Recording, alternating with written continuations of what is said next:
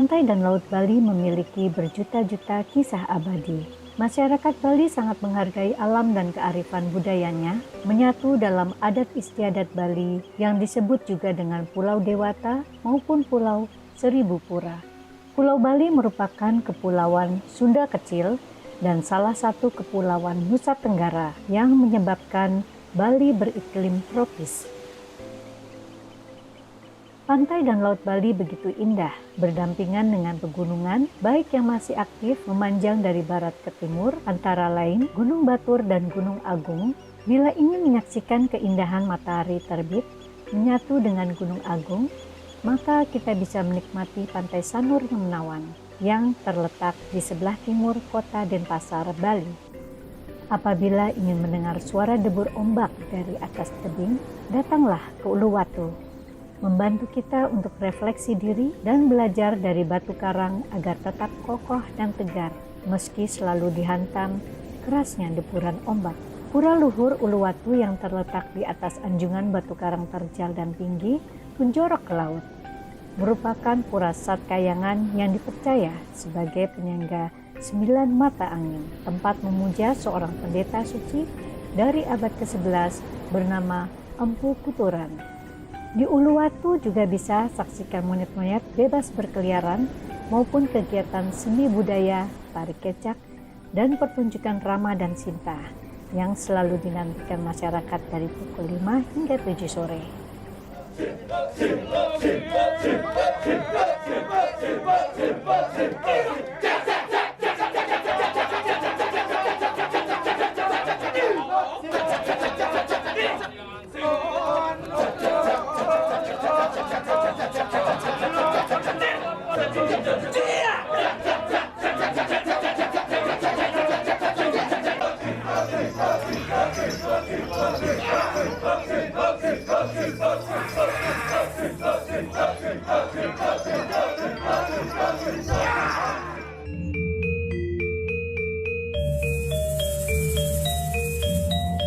Pantai Bali lainnya yang tidak kalah otentik adalah Pantai Kuta.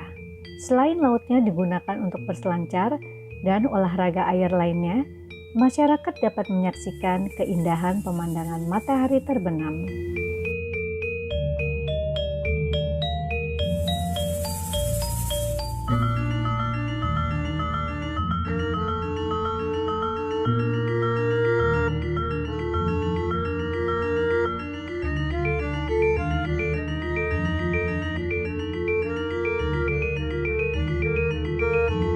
Selain Uluwatu dan Kuta, Tanah Lot juga merupakan kawasan otentik di mana kita dapat merasakan keindahan Pura Suci dan sekaligus terbenamnya matahari.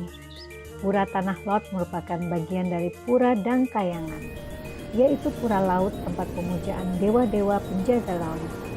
Budaya Bali memang sangat agung dan patut dilestarikan.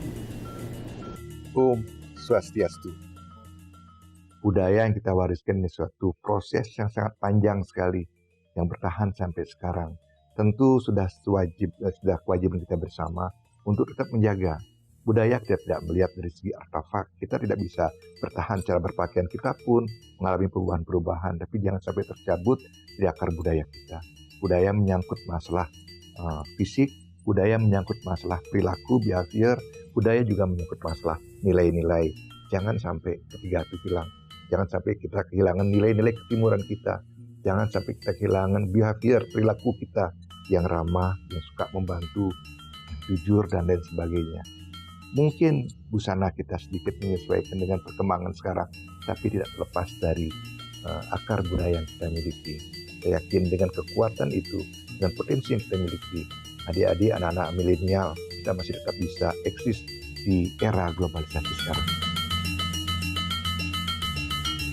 Kawasan wisata Bali Garuda Wisnu Kencana atau GWK menggambarkan patung Dewa Wisnu mengenakan mahkota berwarna emas sedang menunggangi burung Garuda yang berukuran sangat besar. Kata Garuda berasal dari bahasa Sanskerta, artinya burung berbadan manusia, berkepala dan kaki menyerupai burung, dan di punggung terdapat sayap. Sedangkan Wisnu adalah salah satu dewa umat Hindu yang memiliki peranan memelihara serta menjaga hasil ciptaan Tuhan. Sedangkan kencana sendiri artinya emas.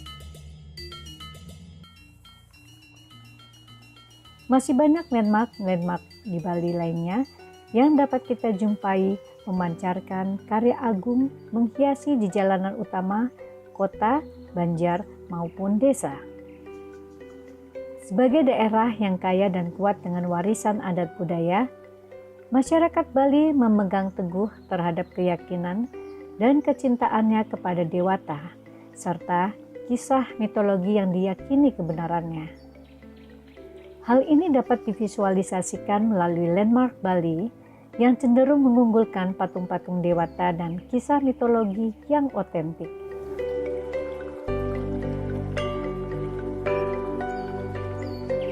Bali itu adalah sebuah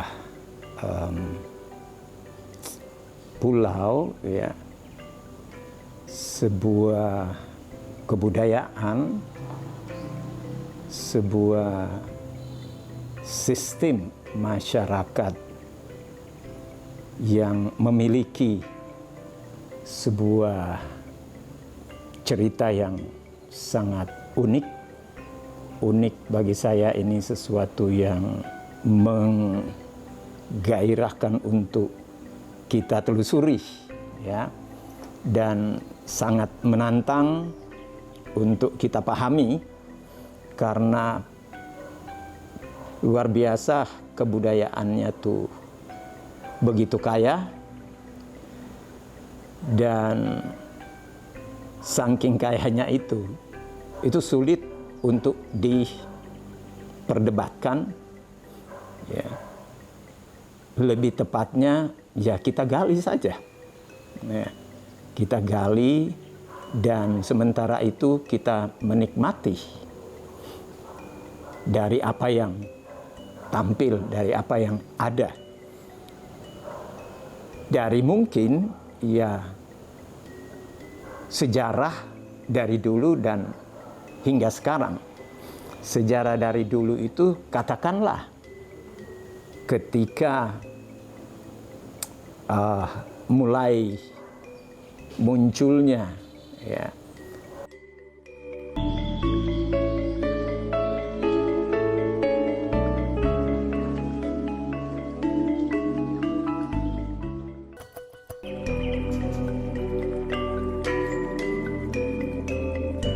ketika seni terutama di Bali bersentuhan dengan nilai-nilai seni yang muncul dari barat, khususnya Eropa sana. Ya. Kita tahu Bali itu menjadi sangat berarti di mata dunia. Ya. Nah, itu semua bisa kita memang menggoda kita bertanya kenapa ya, gitu ya. Kekayaan sejarah ini, ya, yang kita lihat kekayaannya tampil jelas, ya, dari alamnya kita lihat, ya. Kita ke pantai, kita lihat bagaimana, ya, kita ke arah laut, kita lihat pantainya luar biasa indah, itu terbentang, ya, dengan glassy sand-nya bisa kita saksikan, kita bermain dengan pancaran matahari terutama sunset itu, ya.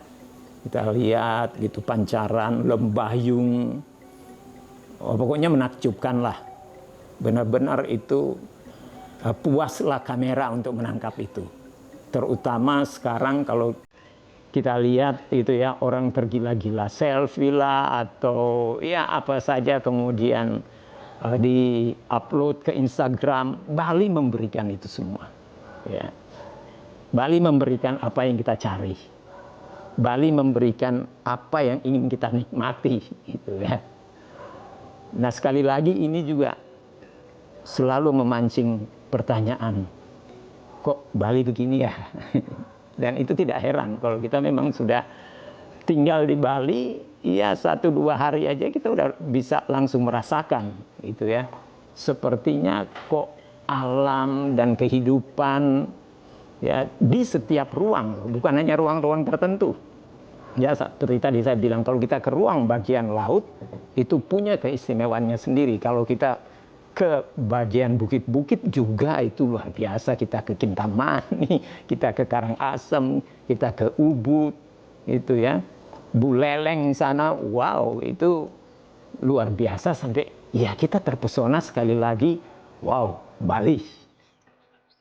Bali menghipnotis siapapun yang ingin menyatu dengan alam. Di kawasan Ubud, kita dapat merasakan suasana sejuk dengan udara bersih di antara perbukitan dan hamparan permadani sawah yang hijau. Persawahan Tegalalang Rice Terrace khususnya, keotentikannya telah diakui UNESCO World Heritage sebagai sawah yang memiliki keindahan sistem irigasi bertingkat subak. Bali memang dikenal pula sebagai daerah yang berpotensi di sektor agrarisnya. Selain kelebihannya di sektor maritim, dengan keindahan pantai dan lautnya.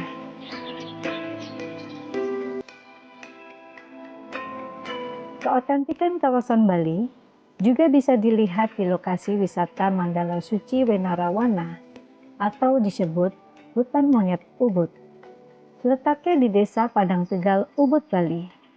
Kawasan cagar alam hutan ini dilengkapi kompleks percandian, yaitu Pura Dalem Agung Padang Tegal, Pura Beji, dan Pura Prajapati.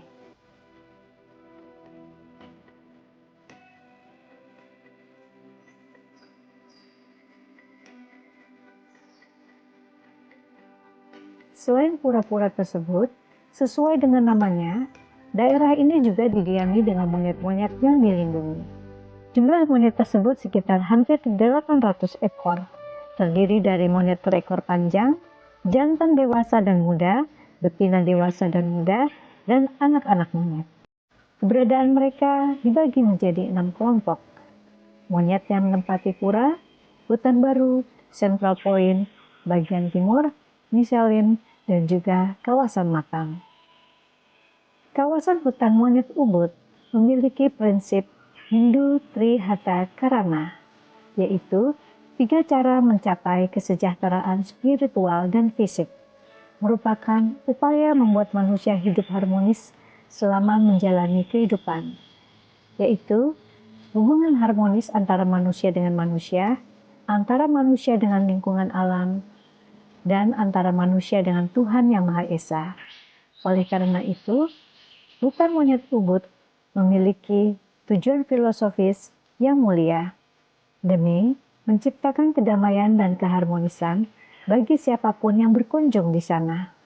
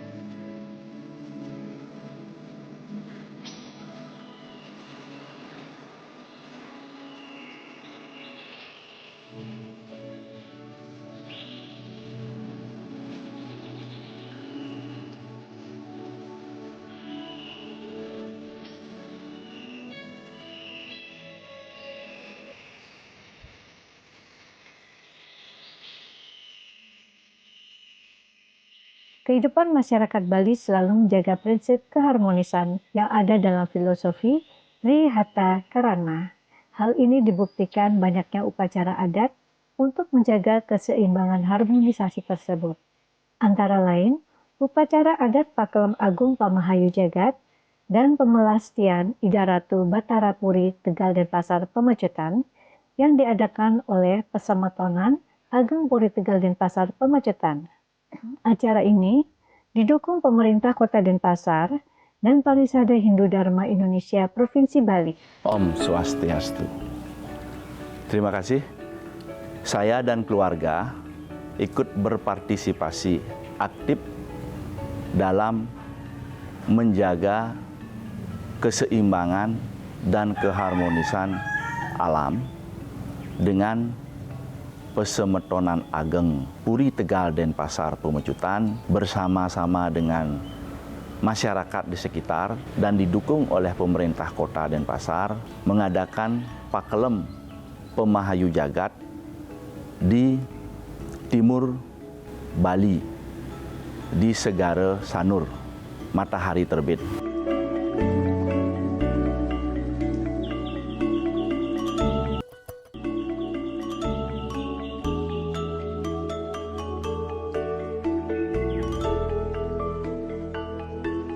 Adapun tujuan dari upacara Pakelem Pemahayu Jagat ini adalah bagaimana kita bisa menjaga keharmonisan alam Bali, jagat Bali, menjaga keseimbangan alam dan jagat, di mana kita sebagai umat manusia harus saling memberikan kontribusi juga, tidak hanya kepada manusia, tetapi juga kepada alam semesta. Nah, di sini konsep dari ajaran agama Hindu, Trihita Karana, keharmonisan antara manusia dengan Sang Pencipta, keharmonisan antara manusia dengan alam semesta, keharmonisan antara manusia dengan manusia.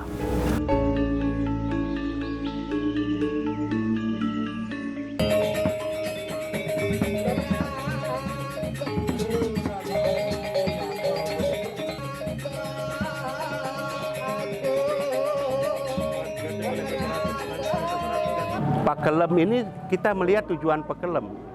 Kalau Pakelem itu yang disebut dengan Segara Kertih untuk pemahayu jagat, ini pemahaman pemahayu jagat, itu sumber lontarnya jelas. Petunjuknya dari zaman kerajaan Majapahit. Beliau Begawan Darmoloka menyurat pada saat itu petunjuk alam yang disebut dengan Niti Sastra Roga Sengara Gumi.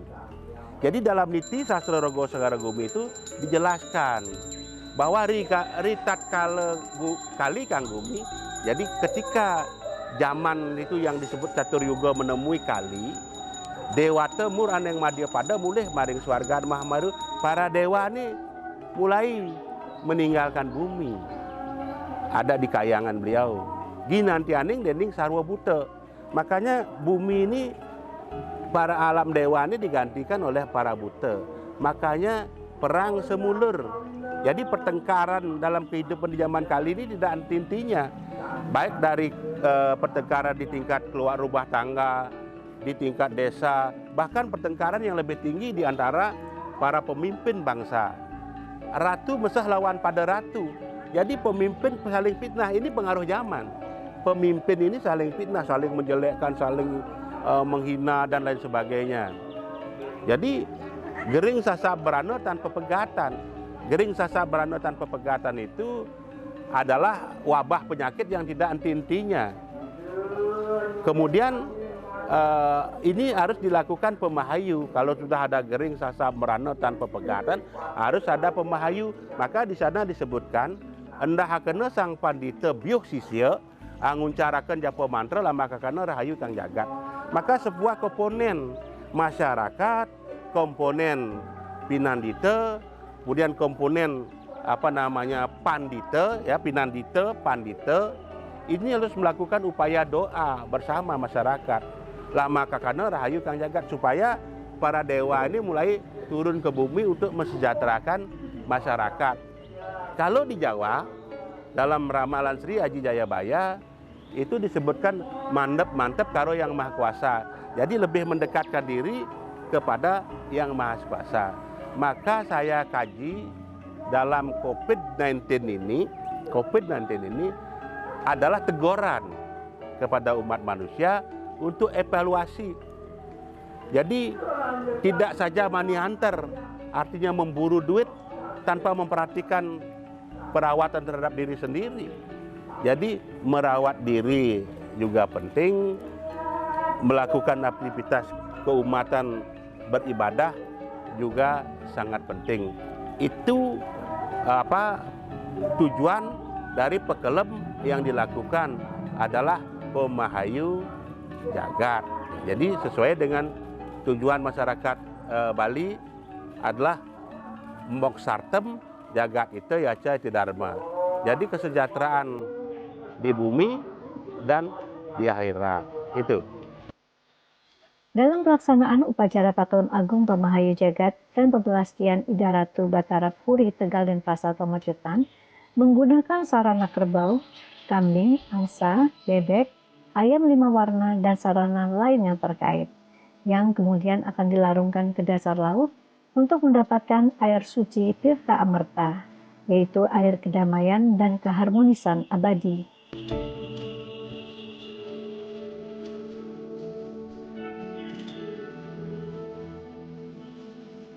Tingkatan upacara memakai tingkatan utamaning utama atau tingkat yang paling utama. Setelah mendapatkan air suci Tirta Amerta, kemudian diarak ke puri, melibatkan 4 pendeta atau padanda, yaitu 2 pendeta Siwa, pendeta Buddha, dan pendeta Resi Bujaga, serta para pemangku adat lainnya. Inilah keotentikan yang dimiliki Bali sebagai pulau dewata dan pulau 1000 pura, yang mana adat istiadatnya dilakukan turun-menurun.